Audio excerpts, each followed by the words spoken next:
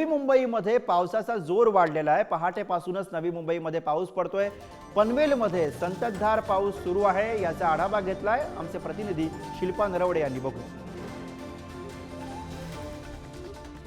नवी मुंबई शहरामध्ये 2-3 दिवसांपासून रिमझिम पाऊस सुरू होता, मात्र रात्रीपासून जोरदार पावसाच्या सरी बरसत आहे। सकाळी संततधार पाऊस सुरू होता, मात्र ढगाळ वातावरण असल्यामुळे सध्या पावसाच्या जोरदार सरी बरसत आहेत।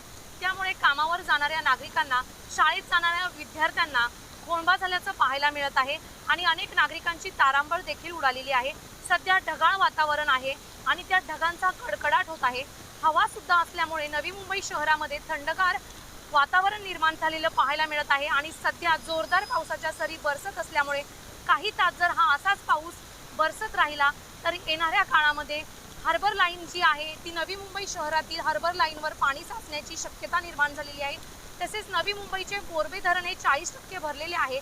या धरणात अजून पाऊस पडण्याची शक्यता असल्यामुळे हा पाऊस जर असाच बरसत राहिला तर धरण भरण्याला देखील मदत होईल आणि सकाळपासूनच हा रात्रीपासून पाऊस बरसत असल्यामुळे नवी मुंबई महानगरपालिका देखील सतर्क झालेली पाहायला मिळत आहे।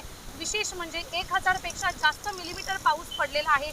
येणाऱ्या काळामध्ये हा पाऊस जर असाच सुरू राहिला तर पाणी साचण्याची शक्यता निर्माण होणार आहे।